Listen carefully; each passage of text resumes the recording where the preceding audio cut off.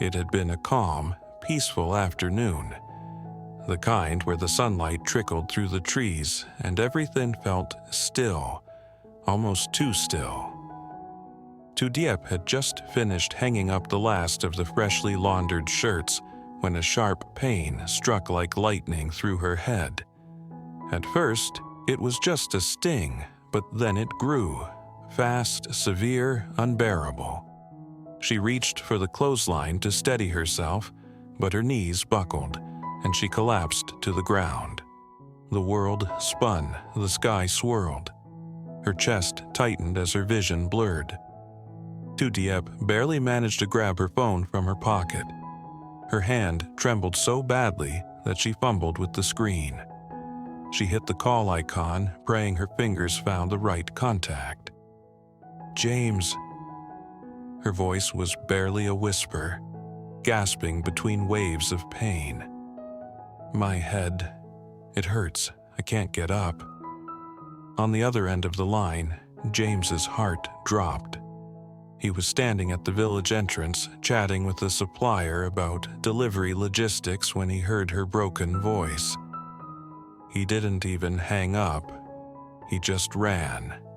He jumped into his truck, speeding through the muddy village roads left wet from the night's rain, his knuckles white as he gripped the wheel.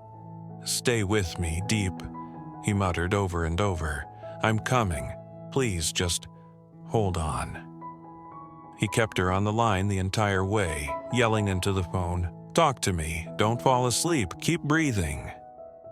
When he reached the house, he found her slumped against the base of the clothesline, her face pale and drenched in sweat, her breathing shallow.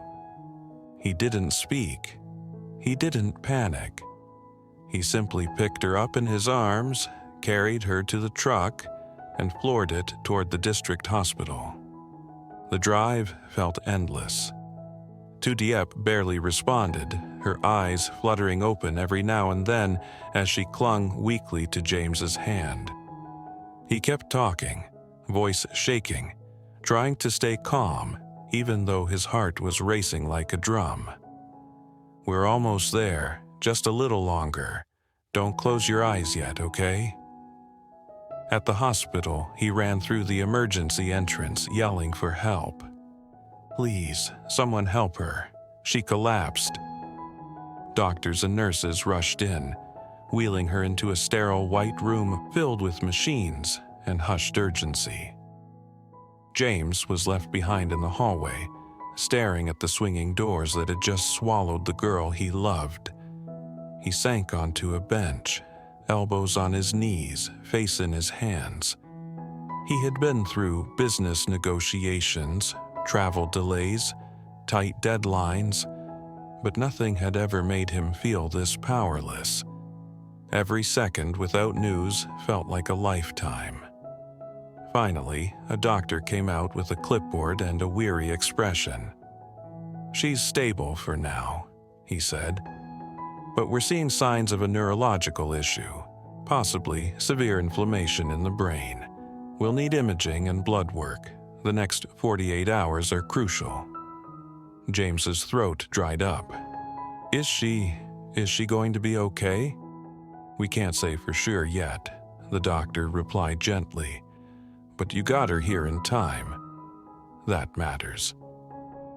When he was finally allowed into the ICU, James stepped into a room dimly lit by monitors and the faint glow of the overhead lights. Tu Diep lay motionless, her skin ghostly under the fluorescent bulbs. An IV was taped to her arm, and a monitor beeped steadily next to her. He pulled a chair beside her bed and sat down slowly. For a long time, he just stared at her, fighting the lump in his throat. Then, he reached for her hand. It was cold, small, but it was hers. "I'm here," he said softly, "and I'm not going anywhere." She didn't respond, but James knew she could hear him. She had to. "I should have noticed something was wrong earlier," he said, voice cracking. "I'm so sorry, Diep." The next few hours blurred into each other. Nurses checked vitals, machines beeped. James stayed in that chair through it all. Later that evening, James called his mother to tell her what had happened. As soon as he spoke, his voice cracked. "It's Tu Diep. She's in the ICU. It's serious, Mom." His mother didn't hesitate. "I'm coming right now." When she arrived, James was still sitting beside Tu Diep, eyes bloodshot from crying, his hands still holding hers. His mother touched his shoulder gently. "Let me see her," she whispered. When she stepped into the room and saw Tu Diep lying there, her face pale, her chest rising and falling with each labored breath, she didn't speak right away. She simply pulled a chair beside her and took her hand. "You're a strong girl," she said softly. "And you're not alone. We're here with you." Though they weren't related by blood, Tu Diep had always been like a daughter to her.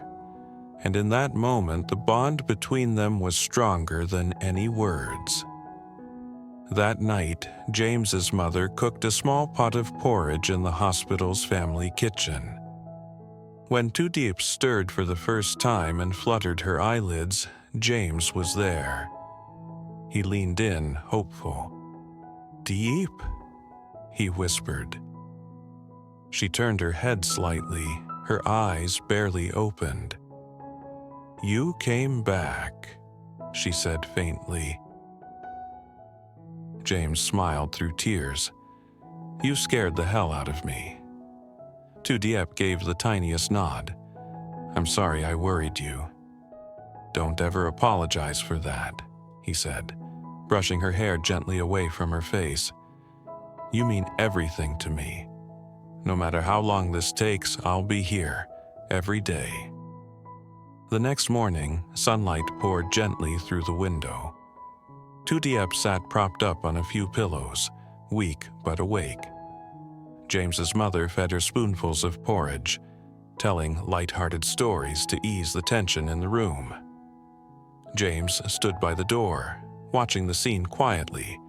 When he saw Tu Diep smile, just barely, his heart felt lighter.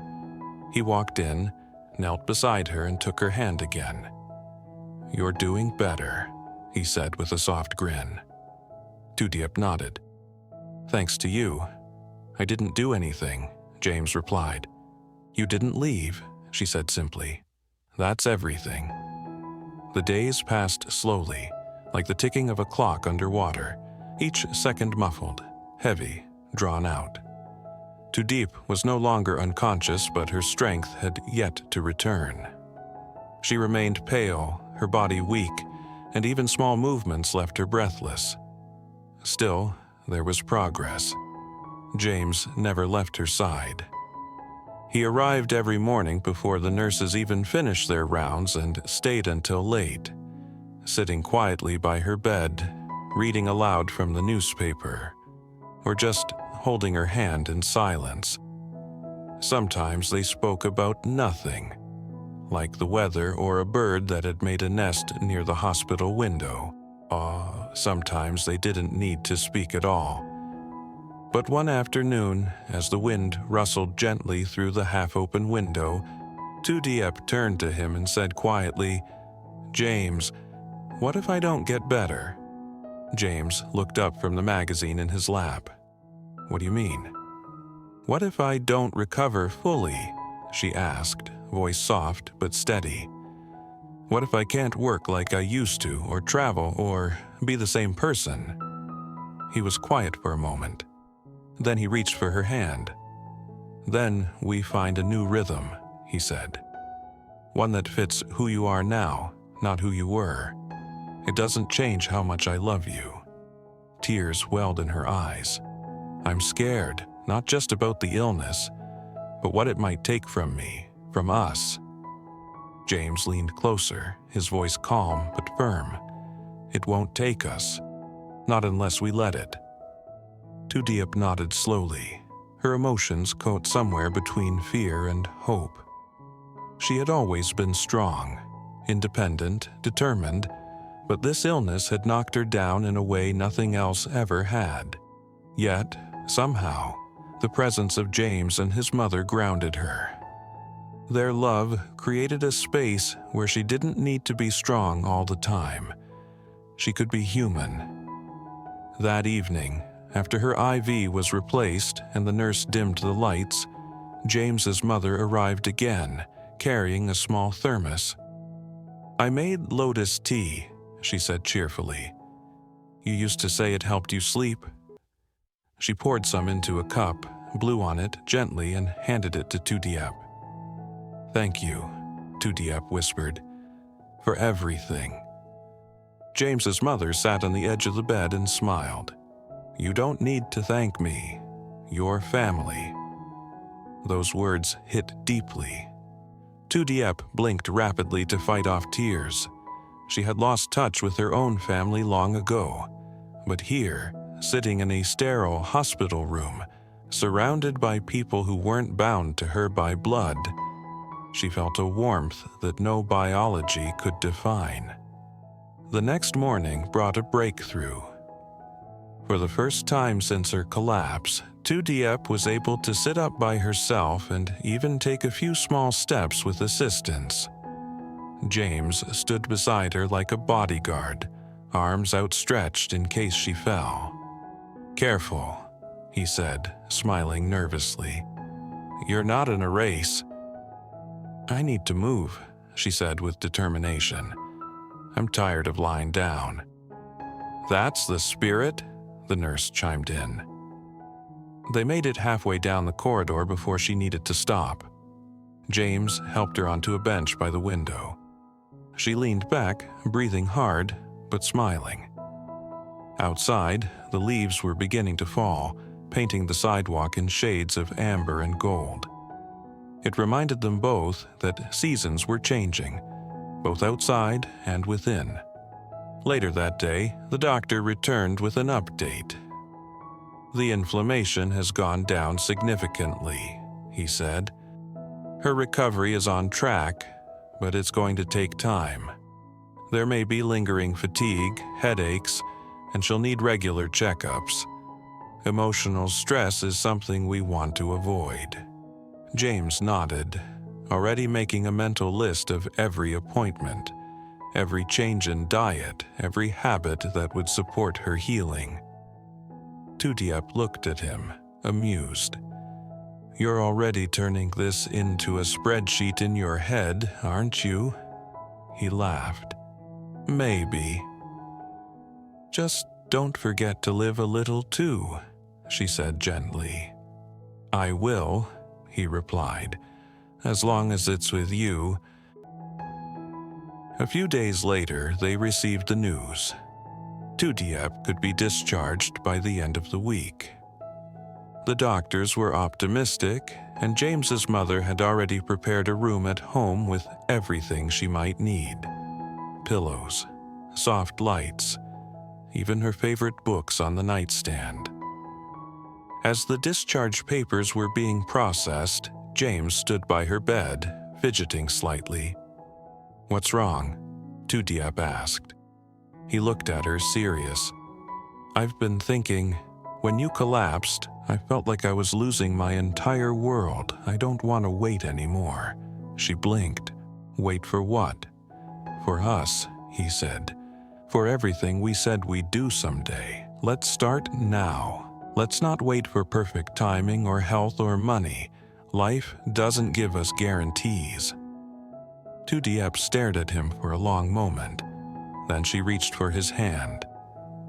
"I've never been more sure of anything," she said. "Let's face whatever comes, together." That night, just before lights out, they shared a quiet moment by the hospital bed. She was sitting upright now, her hair brushed, her skin no longer so pale. James sat beside her, holding both her hands in his. Neither spoke. They didn't need to. Then, suddenly and without warning, Tu Diep broke down in tears. The emotion of the past few weeks, all the fear, pain, uncertainty, came rushing out in one tidal wave. She sobbed into his shoulder, gripping him tightly. James held her, his own tears falling silently. The strong, composed man who had kept it together through all the panic and hospital visits finally let it go. They cried like children, like survivors, like people who had almost lost everything. And when the tears finally stopped and the silence settled once more, they looked at each other, forehead to forehead. "I love you," Tu Diep said. "I love you more," James replied, his voice barely above a whisper. And in that fragile, perfect moment, curled up together on a stiff hospital bed, they made a quiet vow. No matter how hard things got, no matter how long the road ahead might be, they would walk it together. Tu Diep suddenly collapses from a mysterious and severe head pain, leaving her unconscious and in critical condition. James, terrified, rushes her to the hospital, where doctors fight to stabilize her and diagnose a dangerous neurological inflammation. As she lies in the ICU, James refuses to leave her side, holding on to hope and caring for her day and night. His mother joins them, offering warmth and support, treating Tu Diep like her own daughter. Through slow recovery, emotional breakdowns, and long nights, their bond deepens. When Tu Diep finally opens her eyes, she and James embrace in tears, overwhelmed with love and relief. Together, they promise to face life's uncertainties, hand in hand. This is a story about love's resilience, the strength of chosen family, and the kind of devotion that never wavers, even in the face of life's greatest trials.